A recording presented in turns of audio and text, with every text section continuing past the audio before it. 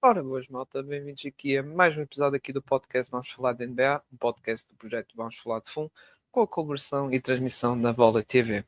E para hoje vamos falar então destas finais de conferência que têm histórias diferenciadas ou diferentes, digamos assim, de umas das outras, porque de um lado parece que um passeio, vamos dizer assim, e do outro cheira a negra.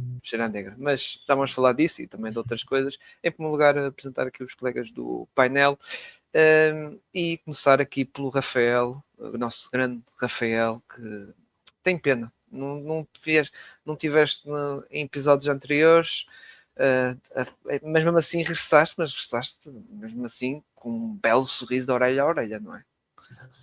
Claro, sim, pronto. Pronto, infelizmente não me tem sido possível participar daqui com umas alergias e isto é mais fácil ouvir-vos falar do que me ouvir tossir. Pelo menos acho isso. Mas sim, isto está a correr bem, está a correr bem aos Knicks. Que continue assim, que, pronto, não aguarda muito o que está a acontecer aqui, pronto. Exato. Eu até, como tu viste, eu apresentei um bocado a tremer de medo, porque Gonçalo, tudo bem contigo? Estávamos à espera de logo uma cascadela inicial aqui do Rafael, a nós, não era, Gonçalo? Depois de episódios anteriores, não é? Falar de desconfiança dos Knicks e não sei o que mais. Mas está tudo bem, Gonçalo. Podemos dizer que está tudo bem, afinal. Tudo bem contigo? Sim, está tudo bem. Eu mantenho-me fiel, eu não tenho problema nenhum em ter na mesma algumas desconfianças, apesar do 3-0. Porque, pronto, é o que é, mas está a ser uma série um bocadinho desnivelada. O primeiro jogo foi um bocado estranho, o jogo 2 e 3, os jogos de sentido único, ponto. Mas pronto, obviamente, de um lado, uma equipa que, como nós temos vindo também a dizer ao longo das últimas semanas, não só aqui, mas também na nossa magnífica comunidade do Vamos Falar da NBA, que é o facto de os Knicks também estarem neste bom momento de forma na melhor altura possível, porque estamos aqui a falar de uma altura de finais de conferência e não só, até mesmo quando foi a segunda ronda dos playoffs, que eles também acabaram muito bem e estão a começar muito bem esta série, e obviamente apenas a uma vitória de ir às finais, que já não vão lá há bastante tempo. E lá está, é no momento exato que conseguem estar num bom momento de forma e conseguem ser uma equipa muito perigosa em todos os momentos do jogo. Frente a uma equipa que, enfim, tem claramente ali algumas lacunas, não é de agora, nem pouco mais ou menos, mas obviamente nesta altura da época, uma final de conferência esperava-se um bocadinho mais equilibrada, pelo menos de um lado, obviamente, mas é o que é. É o que é. Já vamos falar disso e dessa coisa, porque em primeiro Eu lugar. estou-me a guardar, Pedro. Eu estou-me a guardar. Exatamente. É por isso que tinhas ficado hoje, pá. É que tantas semanas só nós a falar bem dos Knicks e tu não, eu até ficava muito triste, sinceramente. Não preciso, não Muito triste. preciso, não preciso. Vocês estão obrigados a falar bem dos Knicks, o que é raro. Mas pronto, aproveitar enquanto dura. Antes disso, falar dos anúncios, não é? Que cada vez tem sido mais questões de prémios, isso, embora estes últimos anúncios são a questão das teams, das All Defensive Teams e as All NBA Teams, das principais equipas. Das All Defensive Teams tivemos então na primeira equipa, pois, Vitor Amaniama, não é? Isso acho que era bem óbvio, não é? O homem ganhou o prémio de defesa do ano, embora já aconteceu na história da NBA um jogador ganha o prémio de defesa do ano e não está na primeira equipa, já aconteceu isso. E o LeBron ali a roer as unhas. Depois, Chet Holmgren também na primeira equipa, Ozar Thompson, Rudy Gobert e Derrick White. Diria eu que não há grandes surpresas, a meu ver. Era dentro do que se esperava. Na segunda equipa, Bam Adebayo, Scottie Barnes, Cason Wallace, Dyson Daniels e OG Anunoby. Destacar aqui que o Nemias teve votos para estas questões das All Defensive Teams, mas não foi suficiente, porque também a concorrência não era assim muito fácil. Lá está, pelos nomes que já andei a dizer, Bam Adebayo, o Cason Wallace, o OG Anunoby, que Olha, eu gostei muito do Ogianovy. Penso que não tinha assim muita esperança de vê-lo cá, mas acabou por estar e é um reconhecimento, porque acho que e foi bem, bem merecido. Algum comentário que vocês querem citar? Se esperavam, podia haver sempre um ou outro jogador estar aqui metido, não é haver uma troca, mas não é assim uma coisa. Para mim não foi nenhum escândalo, digamos, quando saiu estas coisas. Em primeiro lugar, Gonçalo, o que é que achaste? Não, pouco a dizer. Eu acho que olhando para todos os lotes de jogadores que poderiam estar nestas conversas, nestas equipas, obviamente que era sempre. Temos sempre aqui um lote de jogadores que vai estar sempre na conversa par. Temos sempre aqui 10 a 15 jogadores no mínimo que todos os anos têm argumentos para estar na conversa para All Defensive Teams.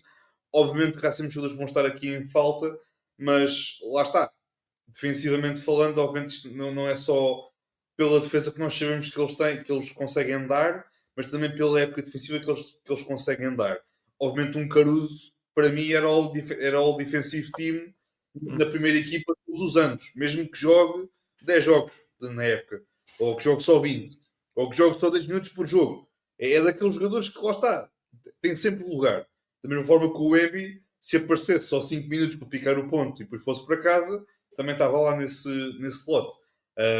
Mas destas equipas, pouco a acrescentar, acho que é os nomes justos. Obviamente que havia sempre aqui um nome ou outro que poderia entrar aqui nesta conversa, mas acho que, olhando para as épocas, gostei muito da nomeação do Cason Wallace, porque acho que ele está a jogar muito bem, fez uma excelente época defensiva, uma excelente época no geral, e é daqueles jogadores também que merece muito.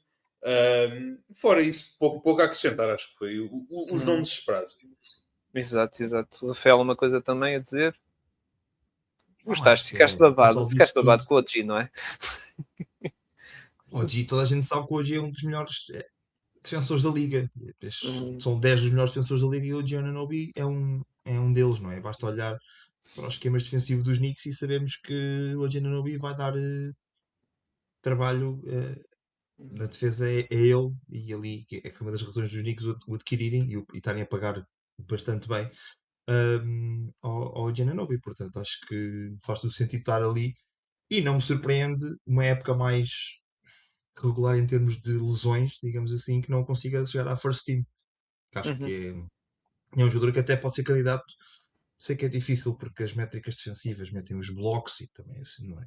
E pronto, e este é o único bocadinho que pode ser difícil, tendo em conta que há um jogador chamado o Embanyama que faz 30 blocos por período. Um, não ser o defensor do ano, ou o Rudy Gobert, jogadores desse género, e ter alguém wing, pelo menos neste período, ter alguém que são um defensor de perímetro a conseguir ser Defensive Player of the Year. Acho que pode ser, tem que ter métricas mesmo assombrosas, mas volto a dizer, qualquer um dos que está aqui merece estar neste lote. Acho que aqui há jogadores que toda a gente sabe que são defensores fantásticos. O Ozar Thompson é um jogador que eu também acho que é fantástico na defesa, também merece estar aqui. E pronto, o Caruso também tá, dos defensivos são jogadores que não se dão por eles. Um Derek White que até teve uma época ofensivamente assim um bocado baixo da uhum, média do que se podia esperar, mas defensivamente deu tudo o que tinha para os uhum, Celtics, portanto, sim. Nada, yeah, nada muito a acrescentar. muito bem. Passando para as All NBA Teams, a primeira equipa acho que era óbvia, ainda por cima depois com o anúncio que o Doncic e o Cade iam estar elegíveis. Shai Gilgeous-Alexander, Nikola Jokic, Victor Wembanyama, depois Luka Doncic e Cade Cunningham, acho que era o esperado. Depois na second e na third, pronto, da segunda e terceira equipa podia haver aqui alguma discussão, vamos dizer assim. Da segunda foi Jalen Brown, Kawhi, Kevin Durant, Jalen Brunson e Donovan Mitchell. E na terceira, Tyrese Maxey, Jamal Murray, Jalen Johnson, Jalen Durant e Chet Holmgren. E atenção, volto a repetir isto não, é por acaso é para vez, mas já tinha dito, só está em episódios anteriores, nestas questões de votações de prémios e das teams, não conta aos playoffs e a malta até vota no dia, neste caso não foi no dia seguinte, foi uns dias por causa da polémica do Cade e do Doncic, mas votam uns dias a seguir quando a época regular acaba, ou seja, é mesmo para não haver questões de playoffs e isso, porque senão o Jalen Duran, olha, se fosse votado agora, o Jalen Duran não estaria de certeza, porque pronto. Infelizmente há malta e que assumiu publicamente que vota por causa da postseason. Sim, mas pronto, é o que é. Faz sentido. Rafael, tens algum comentário a dizer? Estes nomes, atenção, é verdade que havia jogadores que não podiam estar aqui, por causa da questão do número de jogos, já falamos durante esta época, por causa dessa regra, não é? Por exemplo, Anthony Edwards, se não fosse essa regra, o Anthony Edwards estaria de cá de caras, mas do grupo dos jogadores que podiam estar a ser eleitos, não há assim nenhuma enorme surpresa, pois não? Não, eu percebo as nomeações, porque foram épocas que eles fazem boas, mas eu acho que é que às vezes os prémios da NBA, que nós já falámos aqui de outros prémios, outras questões, não são claros nas métricas escolhidas. E nós podemos ver números do Jalen Duren, por exemplo, e do Chet Holmgren comparado com outros jogadores das mesmas posições e ficam ali a perder. E às vezes pode haver ali um bocadinho com confusão nos números e tudo mais. E depois, como estás a dizer, os prémios saem durante os playoffs e a memória visual que temos é de um Jalen Duren a fazer uns playoffs terríveis e parece que fica aqui mal encaixado. Mas não acho que fique mal encaixado, acho que às vezes as métricas não ajudam os jogadores a justificarem, ou pelo menos para o olho do público geral, a presença nos All-NBAs. O que eu acho engraçado é falar ao longo da época, noutros grupos e com outras pessoas da NBA, é que os números do Cade Cunningham deste ano para o ano passado, a diferença não é assim tão abismal. E o Cunningham salta, merecidamente, mas salta do terceiro NBA team para a primeira. Uhum. Somente pelo o que a equipa conseguiu, o que a equipa consegue fazer. Exato. Também há muito o que a equipa representa. Por isso é que um Jalen Duran também pode estar aqui, porque a equipa dos Pistons fez uma época regular bastante forte. E chegaram aos playoffs e toda a gente ficou com um pequeno ponto de interrogação. O que é que se está aqui a passar? Mas é só tipo, o Cunningham dá a ideia que teve uma época, uma subida incrível, mas os números do ano passado é uma consistência que é bastante bom. O Cunningham teve uma subida enorme para o ano passado, mas este ano consegue manter algumas métricas melhor, outras ali também um bocadinho pior, mas consegue saltar para o First All-NBA merecido. É uma lista também é difícil. Peço desculpa, nesta liga 15 jogadores All-NBA de tantos jogos, tantas formas fantásticas que os jogadores têm. Mas sim, acho que prémios merecidíssimos estão aqui também. Há outros que ficam de fora, que se calhar ficam mesmo ali à entrada, ou mesmo ali a bater à porta, mas a sala está cheia. Exato. Aquelas Não dá. menções honrosas que alguns jogadores podiam ter, mas que não dá para todos, infelizmente.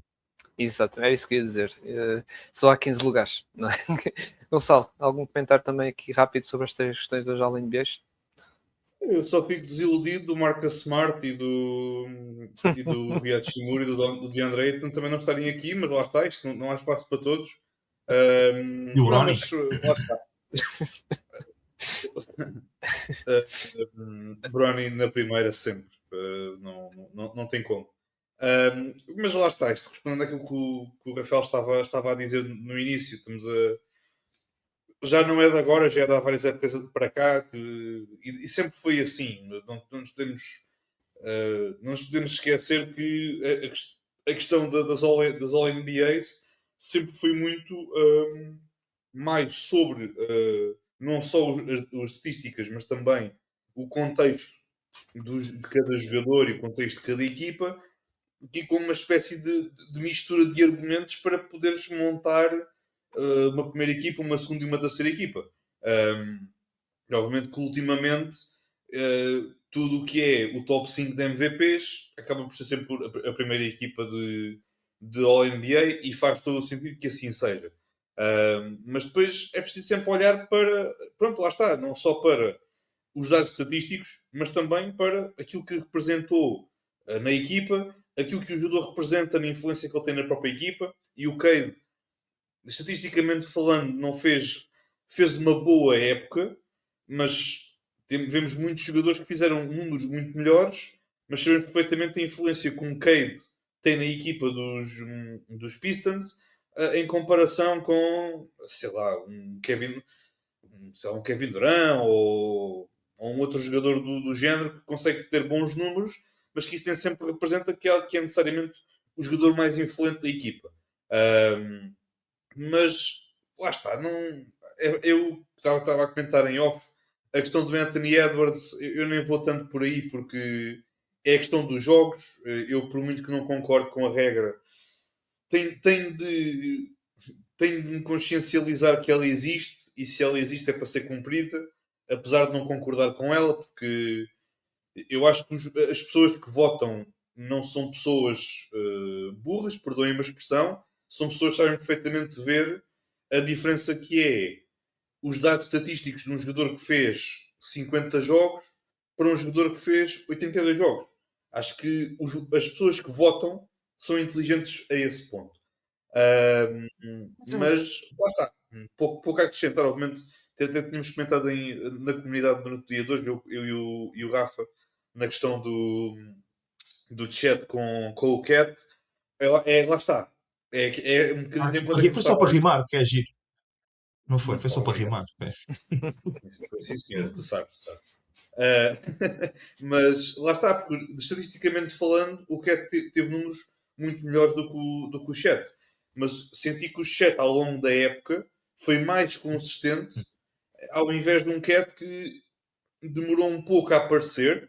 E até mesmo o melhor Cat que temos nesta época não apareceu na fase regular, apareceu agora nos playoffs. E estamos sempre a avaliar a fase regular e não os playoffs. É verdade que há certas ligas, outras modalidades nos Estados Unidos, que fazem a votação das equipas depois dos playoffs, que há aqui uma outra forma de avaliar as coisas, mas aqui Yeah. no caso é avaliar 82 jogos de 30 equipas da NBA, quem é que foram os melhores e quem é que merece estar na equipa. Mas lá está, isto há sempre muito pano para mangas. Acho que o Scottie Barnes merecia, para finalizar. É verdade que ele teve uma All-Defensive Team, mas acho que a época dele merecia mais uma All-NBA do que uma All-Defensive Team. Com todo o respeito pelos All-Defensive Teams, mas acho que foi uma época mais equilibrada e melhor em todos os aspectos para o Scottie. Mas, novamente, para finalizar, como o Rafa disse bem, isto só entram 15, não entra mais ninguém. O resto fica à porta, fica depois com a senha na mão, à espera de querer entrar porque não consegue entrar. E para o ano a mais, Ou não mais. pode ser que esses que ficaram à porta para o ano estejam aqui, e se não tiverem, temos pena. Para o ano o Dominator vai ter uma oportunidade para chegar ao NBA Team. Vamos Deixa-me só, desculpa, que é uma questão, uma coisa rápida antes de avançarmos para o que, não é que isto não interessa, mas para o que interessa mais. É que a questão que tu falaste, Gonçalo, de outras ligas que os prémios saem.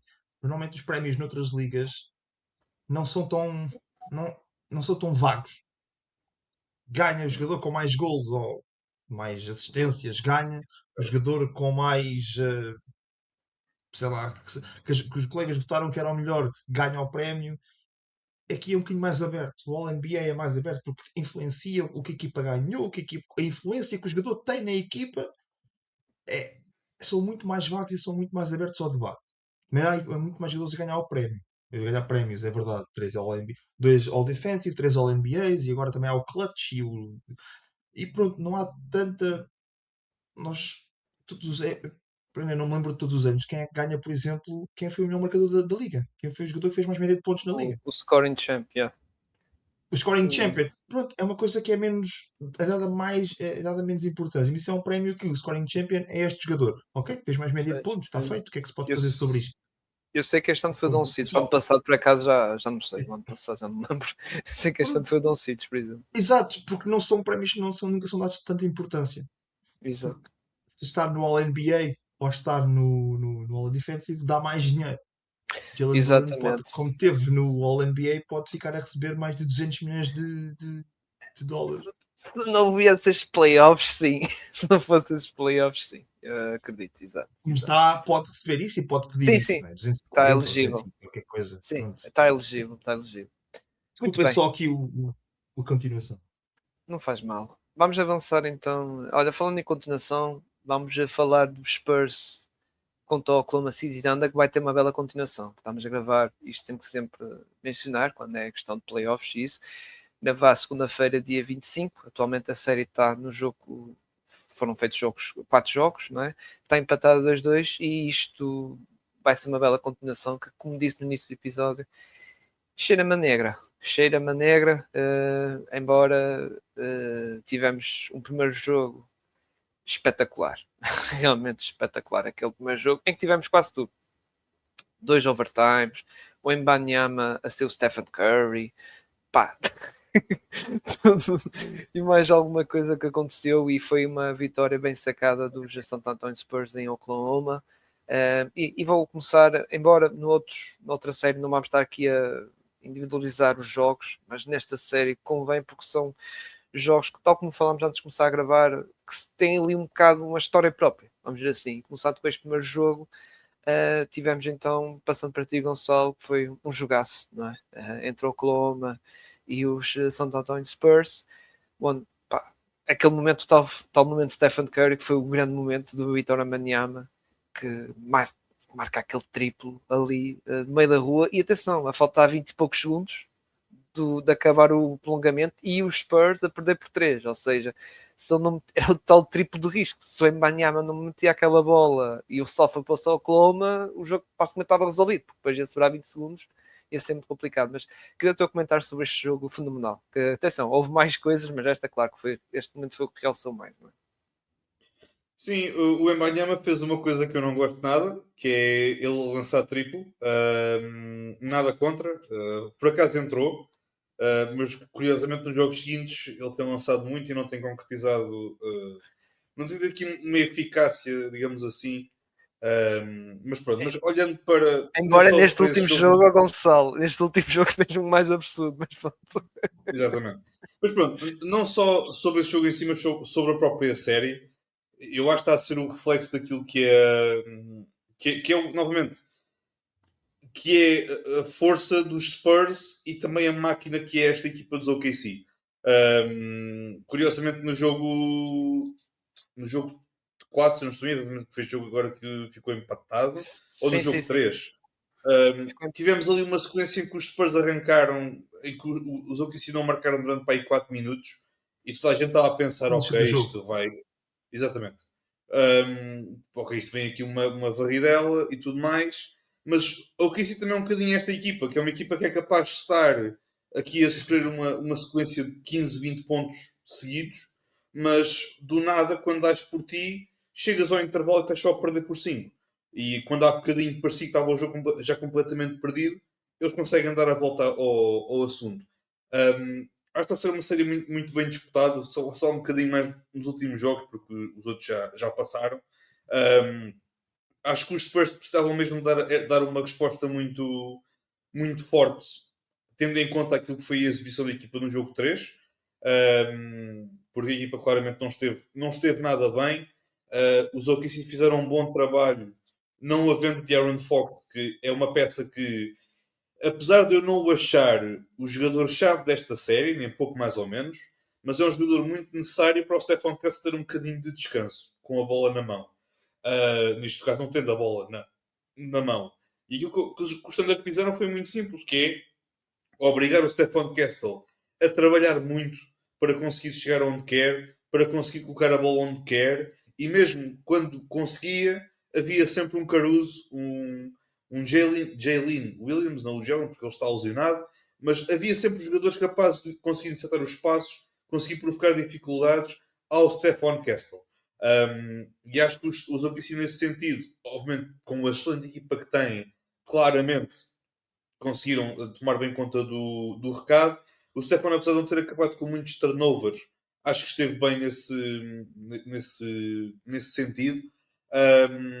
Mas pronto, lá está. Os OKC tiveram aqui um bom trabalho em conseguir limitar ao máximo aqui a equipa e o Stefan Castle. E lá está. Eu acho que o Embi está a ter muitas dificuldades quanto ao Isaiah Hartenstein a defendê-lo. Não necessariamente no sentido de o atacar, mas quando é na questão de ir ao ressalto, tanto ofensivo como defensivo, o Hartenstein tem muita facilidade em conseguir tirar o Wemby do, do Pintado. Porque lá está, o Wemby é um jogador muito alto, é muito ágil, mas não é necessariamente o jogador mais forte. E temos visto muitos lances em que o Jared McCain, o Hartenstein, outros jogadores conseguem chegar aonde querem mesmo com o Wemby lá em baixo. E acho que nesse sentido os Thunder estiveram muito bem. Acho que o Chet não tem estado mal. O Chet tem aqui uma questão. O Chet hoje vive muito do pintado e é muito difícil ter no pintado um híbrido, entre aspas, como o Embanyama, porque o Embanyama nunca está muito agarrado ao pintado. O Embanyama está junto a um jogador que defende ali está sempre ali no cantinho à espera da bola para lançar três, mas quando alguém ataca, a equipa dos Spurs movimenta-se toda de maneira a que a bola não entra nesse lado cego do Embanyama e o Embanyama assim pode meter-se lá dentro, querem vir cá, não vêm, porque eu vou desarmar este lançamento e vamos para a transição onde os Spurs são letais, são muito bons nesse sentido, têm uma boa tomada de decisão nesse aspecto. Neste jogo 4, não havendo o AJ Mitchell, acho que o Shea teve aqui alguns problemas, a equipa do Standard também, e acho que os Spurs deram uma excelente resposta. Eu não sei se foi a palestra do Popovich, eu acho que foi a palestra do Popovich no final do jogo 3 que deu um mote para este excelente jogo dos Spurs. Mais o terceiro período do que necessariamente a primeira parte. A primeira parte foi muito equilibrada, mas acho que o terceiro período foi ali uma excelente entrada dos Spurs para fechar o jogo de vez e para levar outra vez o jogo empatado para o Oklahoma. Excelente jogo do Wemby. Devin Vassell está a fazer uma série muito boa. Pá, novamente, aquilo que o Standard tem de bom, os Spurs têm feito um bom trabalho, mas também o Standard têm feito um bom trabalho a tentar limitar e conter ao máximo o ataque dos Spurs. E já agora o Standard tem de aproveitar e muito, e para finalizar, tem de aproveitar muito os minutos quando o Embanyama está no banco, porque quando o Embanyama em campo é difícil, com o Embanyama no banco é aproveitar ao máximo para atacar e para marcar o máximo de pontos possível. Sim, eu concordo. Aliás, nós vemos o lado estatístico. O Cornet nesta série está menos que 30. Por acaso, agora não sei, com este último jogo, não sei qual é o registro negativo na série, mas está com menos 30 e tal, coisa assim, ou até mesmo 40. Agora, por acaso, já não me lembro com este jogo que se realizou domingo para segundo. Mas mais uma vez temos um jogo negativo, porque, aliás, quando o Embanyama sai, o Kessel também normalmente sai. Saem os dois e até entra o Harper isso, então o Shea fica muito mais solto porque primeiro não tem o Castle, que é carraça e que está sempre na sombra dele, e depois quando consegue perfurar a defesa de perímetro não tem o Embanyama, ou seja, pá, fica uma tarefa bem mais facilitada. Passando para ti, Rafael, o que é que comentário queres dar de modo geral desta série que lá está, tivemos aí o grande jogo 1, o jogo 2, o jogo 3, acho que foi mais marcado pela malta do banco do OKC, que marcaram só eles 76 pontos, foi um absurdo, mas neste jogo 4 o banco não apareceu e o Shea teve que cagar aquilo muito sozinho e acabou por não ganhar, não é? Acho que, como tu dizes, cheira muita negra, a não ser que. Eu acho que este jogo só não vai a jogo 7 se os Spurs fizerem uma gracinha no jogo 5. Uhum. Não sei que no jogo 6 não conseguem fechar, mas eu também me cheira muito a negra. E negra mesmo negra, tipo terceiro ou quarto overtime. Que se cansem muito. Não, pá, isto tem sido uma série. Hum, eu acho que nós podemos falar de, do jogo 1 e do jogo 3 e do jogo. Não, do jogo 1 e do jogo 4 e do jogo 2 e do jogo 3. Acho que é isso que são os jogos que os Spurs ganharam e os jogos que os OKC ganharam. Porque cai ali um bocadinho no mesmo. É quando uma equipa se consegue superiorizar. Os jogos são renhidos, mas parece que notamos aqui, ok, esta equipa hoje está superior aos OKC, aos Spurs e vão conseguir chegar mais longe. Pequeno comentário, vocês falaram logo no início, aquele triplo do meio da rua do Wembanyama. Eu vi esse triplo, a primeira coisa que me lembrei foi a cara do Steve Kerr há uns anos, com o triplo ridículo do Curry, que ele grita não! E a bola entra e ele mete a mão na cara, tipo. "Ah". Eu só me lembrei uma coisa dessas. Porque se aquele triplo falha, é. Que raio estás a fazer? O que estás a fazer? Que bola foi essa? Pode ter perdido o jogo. Mas não, entrou. E, portanto, ele vai. Pode lançar à vontade. Mas isto é uma série que é difícil para ver o que é que pode acontecer mesmo. Estão as equipas muito. Estão a tentar encaixar muito umas nas outras. Acho que o chat não está mal, mas também não acho que esteja assim tão bem. Não acho que está a Certo. fazer o que os OKC precisam para. Os OKC acho que precisavam de um chat mais agressivo no ataque, nem que seja para fazer o Embiid mexer-se, para fazer o Embiid sair lá do meio.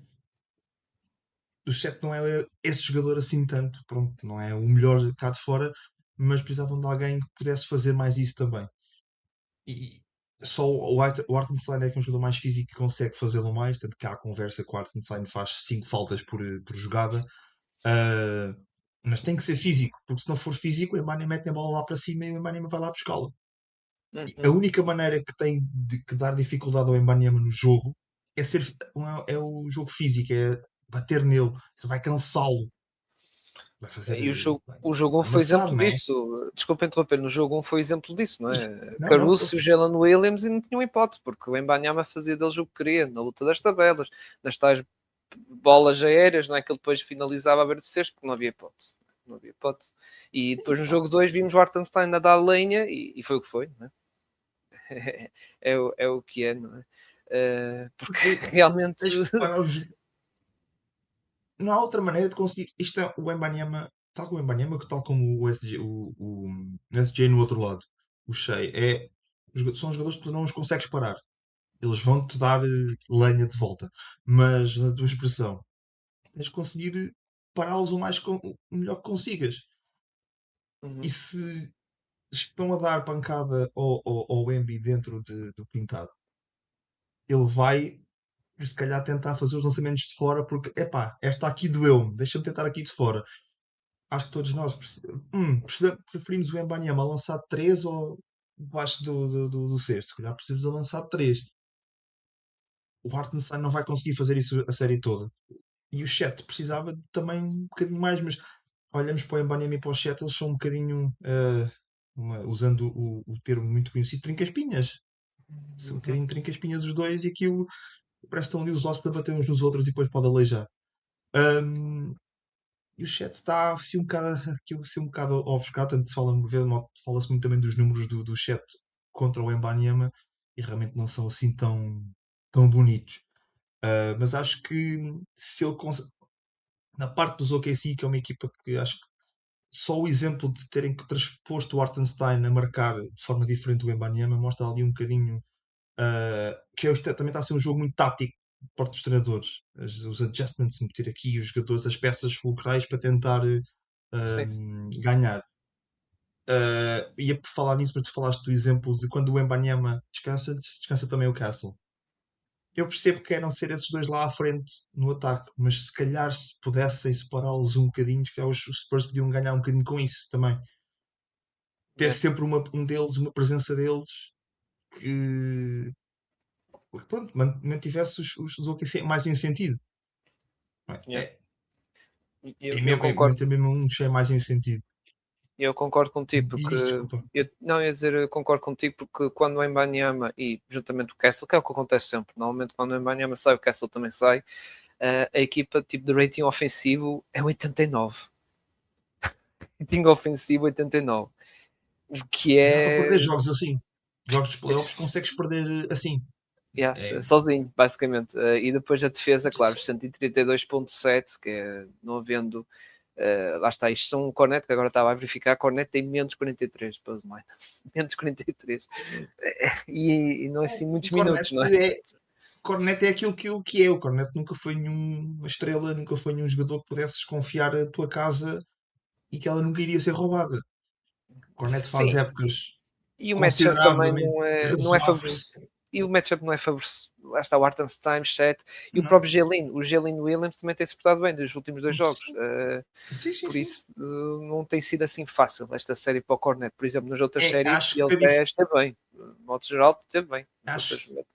eu acho que a diferença aqui que está e é a vantagem que os Standard têm e acho que conseguem usá-la é que têm jogadores mais físicos que dão aguentam mais ali a carga e dão um bocadinho mais de carga.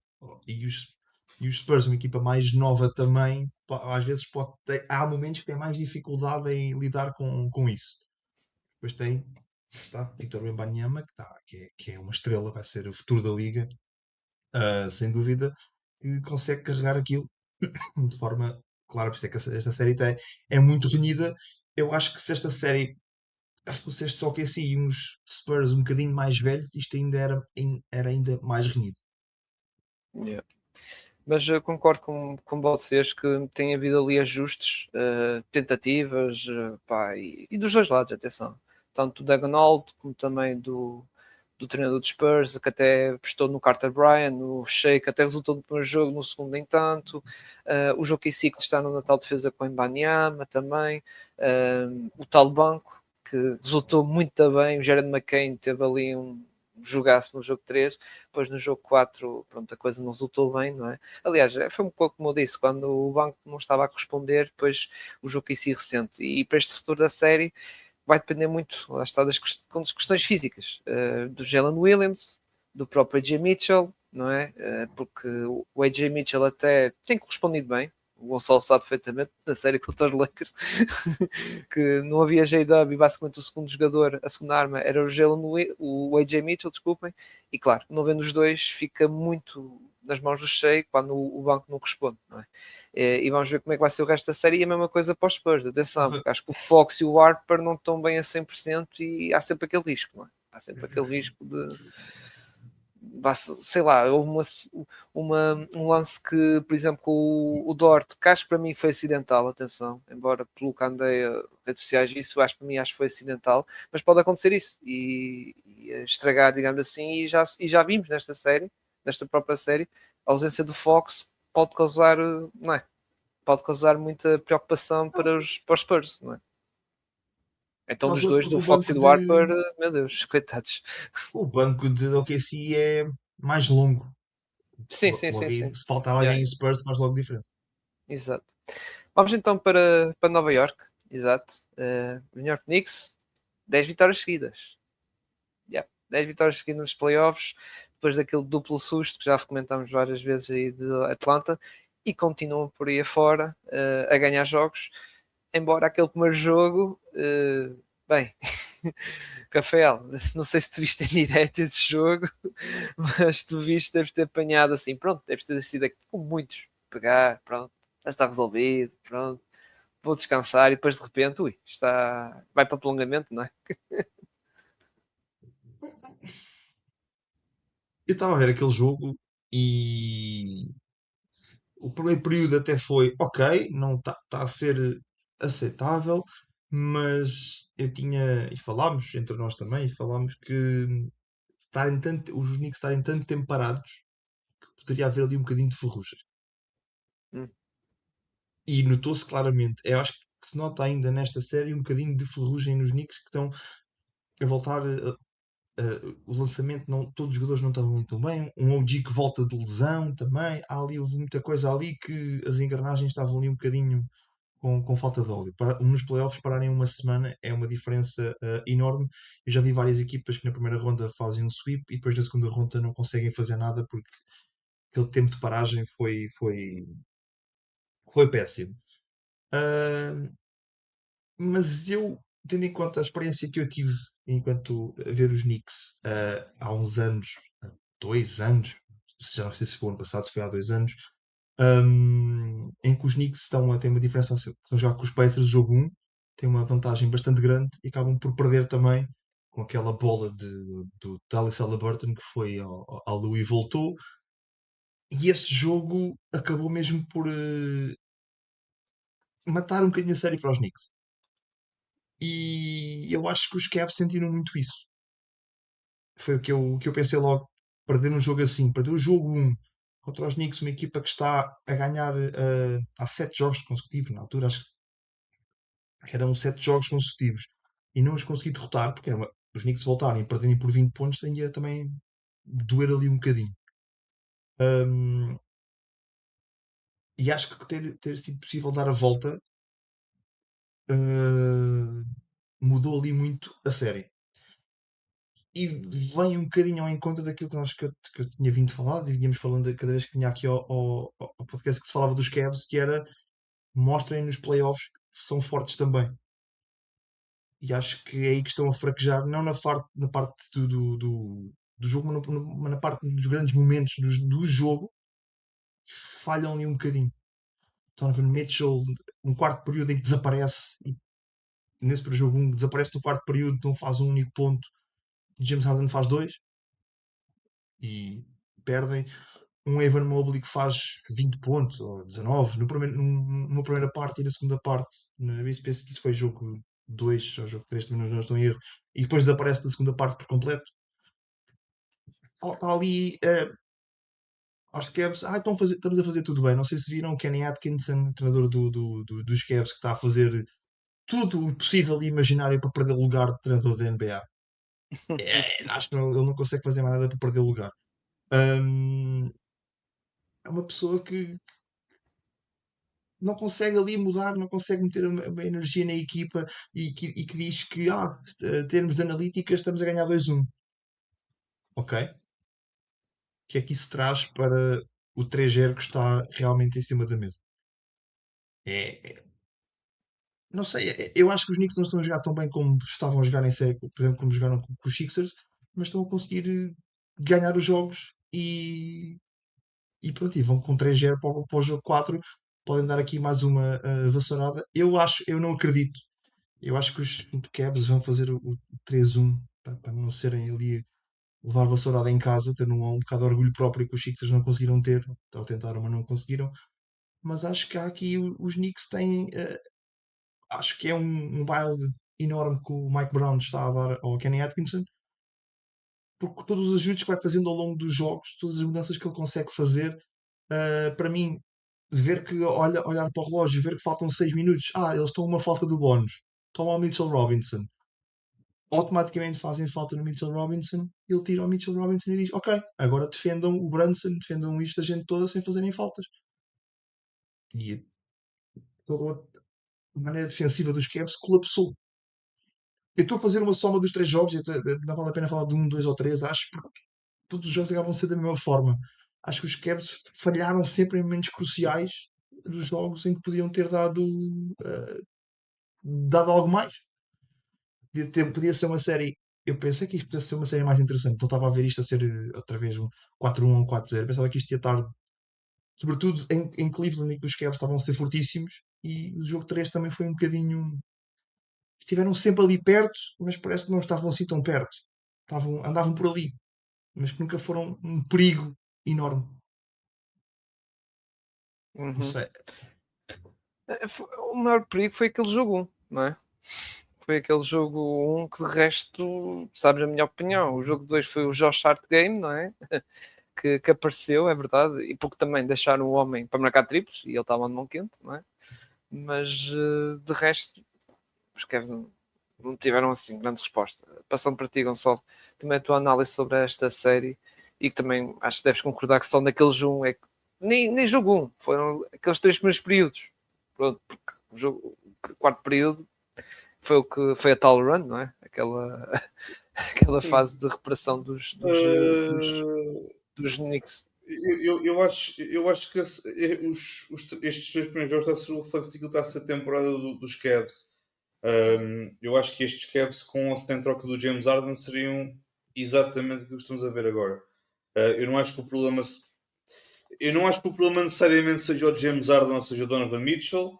O problema está em algum lado, não sei onde, não sou treinador nem pouco mais ou menos. E está a ser o reflexo que está a ser a temporada dos Cavs, que é uma equipa que tem bons momentos, mas também falha muito em termos da comunicação na defesa. Obviamente há aquele lance já no final do jogo 3 que nem vale a pena comentar, porque houve ali claramente uma falha de comunicação com o Donovan Mitchell e com o Struz e com o Jarrett Allen. Ali é aquelas pedras de comunicação que acontecem em qualquer equipa, ponto. Eu acho que está a ser o reflexo disso, uma equipa, e eu tive a oportunidade de ver vários jogos dos Cavs ao longo da fase regular, e é exatamente isto, é uma equipa que tem bons momentos, mas quando chega à altura, eu não sei se é o de fechar jogos, mas tem ali claramente depois momentos em que desligam por completo, e, e lá está, custa-me a perceber, custa mesmo a compreender. Não acho que o James Harden esteja a jogar mal, mas também não acho que o Donovan Mitchell esteja a jogar necessariamente muito bem. O Mobley, para mim, está até agora, tirando o James Harden, está-se a calhar o melhor jogador dos Cavs. Mas lá está, a equipa dos Knicks é demasiado, é muita fruta para os Cavs, porque há Mikal, há OG, há Cat, como se quiserem, há Josh Hart para tirar para cima dos jogadores. Há o Landry Shamet também está a aparecer aquilo e está a aparecer a um bom nível. Mas lá está, o que é que se pode dizer? Isto é o momento de forma de uma equipa e de outra são completamente dispares. Os Knicks entram aqui num momento de forma muito bom, como vocês falaram na questão das vitórias consecutivas. Os Cavs ganharam com mérito aos Pistons, mas não foi necessariamente uma vitória muito convincente, digamos assim. Acho que aquele 4-3 podia ter que ir tanto para um lado como para o outro. E acho que os Cavs, nesse sentido, contra uma equipa dos Pistons que é um bocadinho diferente dos Knicks, conseguem ter a melhor facilidade nessa série do que tiveram nas finais de conferência. Eu concordo com o Rafa, eu acho que isto os Cavs ainda não vão querer ser varridos em casa. Acho que é claramente daqueles jogos para que se calhar vencem e depois em Nova York a coisa é capaz de ficar arrumada. Eu cá para mim acho que os Cavs vencem na madrugada de hoje para amanhã e vencem depois do jogo 5 e depois os Knicks em casa dos Cavs fecham a série e Jogo 6. festejam depois exatamente. E levantam depois lá o canecozinho das finais de conferência e está feito. Mas lá está, eu acho que isto acaba por ser uma questão que já assombra, entre aspas, um bocadinho os Cavs dos últimos anos, que é o que é preciso para darem o próximo passo. Eu não acho que seja a questão de é porque tem o Harden e o Donovan Mitchell, eu acho que é porque tem um deles, ou se calhar é preciso tomar aqui algumas decisões no futuro, seja trocar o Jarrett Allen, tentarem fazer alguma coisa de maneira que consigam alocar outro tipo de jogadores que são muito necessários e que é um tipo de jogador cada vez mais em vias de extinção, entre aspas, na NBA, que é o chamado 3&D, que é o jogador que sabe lançar 3 pontos e defender bem o perímetro. Eu acho que os Cavs precisam muito disso. Têm alguns jogadores capazes de o fazer, atenção, mas precisam de mais. E quando já apanhas uma equipa como os Knicks, que não são necessariamente uma equipa muito profunda, mas são uma equipa que com 6, 7 jogadores conseguem causar dificuldades a qualquer adversário, e os Cavs não são exceção. Novamente, eu nunca fui contra a troca do Garland pelo James Harden. Obviamente, a questão da idade é um fator, mas tomaram uma decisão, quiseram arriscar. Se me perguntarem se um backcourt dos dois vai ter sucesso na liga, eu diria que teoricamente sim, mas acho que é preciso também olhar para as outras peças e perceber o que é que todos conseguem dar. E novamente, estamos a ver um Jarrett Allen que na primeira ronda apareceu bem, na segunda ronda apareceu bem, e nas finais de conferência é o Jarrett Allen, que segundo o próprio, os Bulls eram demasiado fortes como foi o ano passado e a coisa depois apertou um bocadinho. Mas lá está, se calhar não é necessariamente a questão do Mobley e do Allen não encaixarem, é depois muitas vezes como tens tanto dinheiro em nível salarial no Evan Mobley e depois também no Jarrett Allen, o dinheiro não estica e o salary cap também não estica muito e os aprons também é complicado e novamente questões financeiras há em todo o lado e há equipas que têm conseguido dar aqui a volta nos últimos anos a isso e têm conseguido aqui fazer novamente com poucos ovos fazer boas omeletes, e acho que os Cavs precisam de não precisam de entrar em modo pânico e trocar tudo ou fazer um rebuild ou ok, o Arden não corre bem, vamos trocar o Arden, nada disso. Também não podemos esquecer que o Arden entrou ao meio da época e como tal a dinâmica da equipa se calhar não está melhor e é perfeitamente plausível. Mas se calhar é preciso olhar um bocadinho para dentro e perceber que há aqui se calhar jogadores em quem se está a colocar muitas esperanças que se calhar não são aquilo que os Cavs precisam para aquilo que os Cavaliers querem, que é vencer um anel. E é verdade que chegaram agora às finais de conferência com todo o mérito, mas acredito plenamente que os Cavs querem mais do que isso. E querem umas finais da NBA. E para isso, se calhar, precisam de tomar aqui algumas decisões difíceis, como foi o caso dos Knicks, que foram buscar o Cat e toda a gente criticou e está a correr bem até agora. E o Brunson teve de fazer um desconto no salário para poder ir buscar outros jogadores. Portanto, novamente, isto faz parte da liga. A liga não para. Mas, Só para uma equipa melhorar, as coisas não vão melhorar. Mas os Cavs precisam claramente de olhar um bocadinho para dentro e perceber o que é que precisam de fazer e olhar um bocadinho, não necessariamente para a liga, mas olhar um bocadinho para dentro e perceber o que é que têm de fazer para mas poderem chegar a um nível de uns Knicks ou de outras equipas que tiveram boas épocas e estão neste momento em finais de conferência. eu acho que os Cavs também é um bocado problema de atitude. Quem é que naquela. Não é só. Acho que não é só o treinador. Acho que não é. Não é só os azuis que faz ou não faz. Também é os jogadores que às vezes. Eu não compro. Eu volto a bater até. Eu não compro. Se agora ir um bocadinho mais a um jogo. Eu não consigo compreender como é que no jogo 1 o Donovan Mitchell deixa de ter bola. E não tenta, e não assume, e não pega, e não tenta alguma coisa. Faz 0 pontos. Uma equipa está a ganhar por 20. Precisam.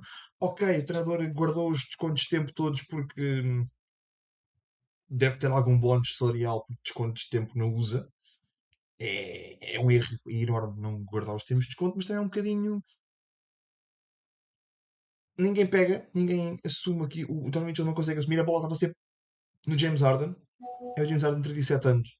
Tem que dar um bocadinho ali de ajuda também. E nesse jogo 1, por exemplo, o James Harden é posto completamente a afundar na defesa e não são capazes de o ajudar. Não há ninguém ali que seja possível as trocas para o ajudar. Ninguém assume aquela. Eu não acho que o James Harden tenha sido propriamente mal. Defendeu o melhor que pôde contra um Jalen Brunson que estava a dar tudo. Eu acho que é ali um bocadinho falta de. Eu acho que os Cavs há uns anos estavam mais fortes. Tinham o Okoro que vinha do banco. Tinham chegaram a ter o Caris LeVert também, que iam perdendo contra ele. Quer dizer, e acho não é que o James Harden, a culpa seja do James Harden, mas acho que não é o jogador que eles precisassem para os playoffs para assumir no momento. Olhamos para os Knicks, claramente o jogador para assumir no momento é o Jalen Brunson. Tem a bola na mão, ele vai ter a bola na mão e vai tentar fazer alguma coisa. A bola começa ali, nem que rote depois para o outro lado. Olhas para uns Cavs, para uns OKC, sabes quem é?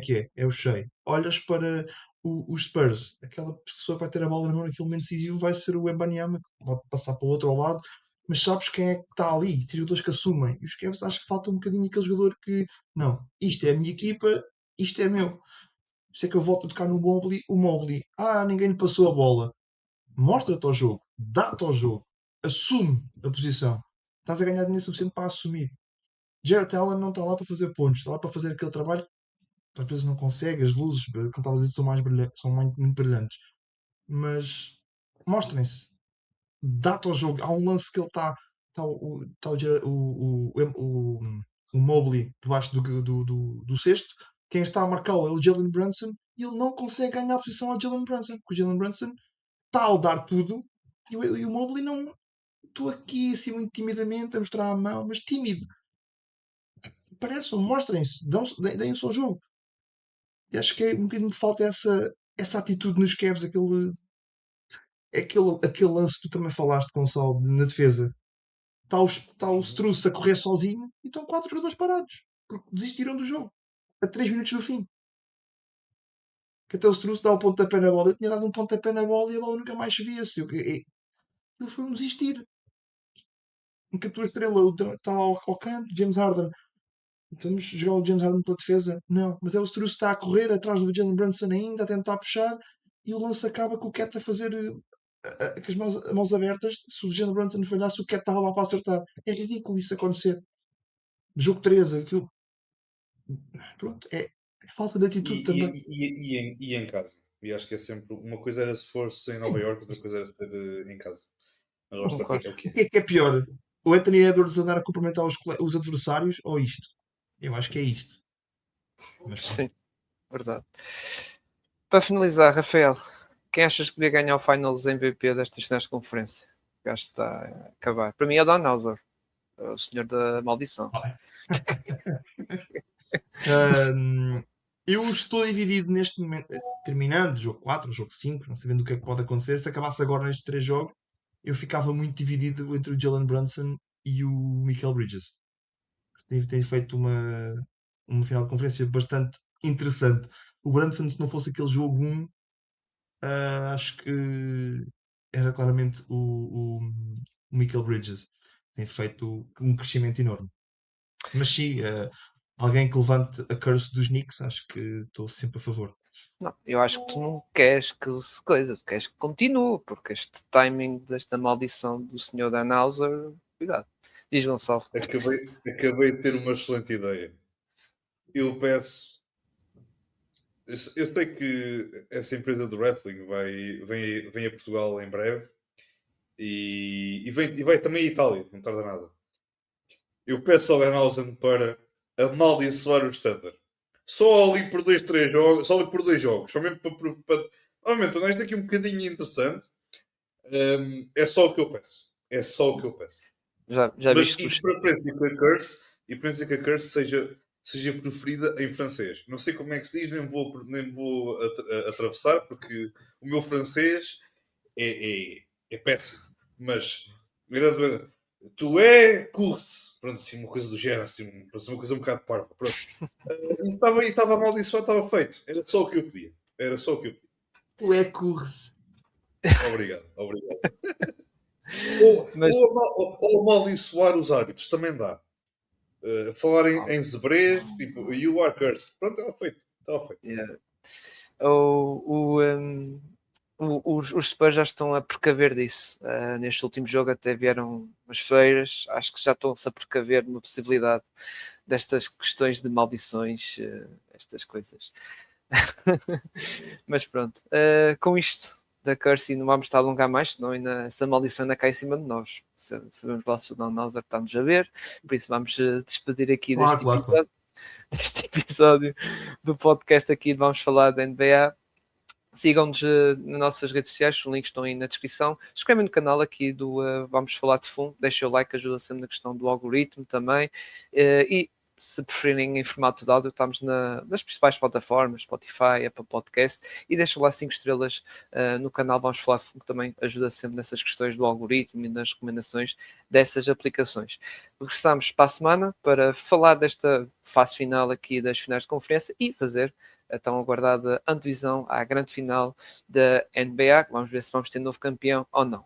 Fiquem bem, malta. Um abraço a todos e até para a semana.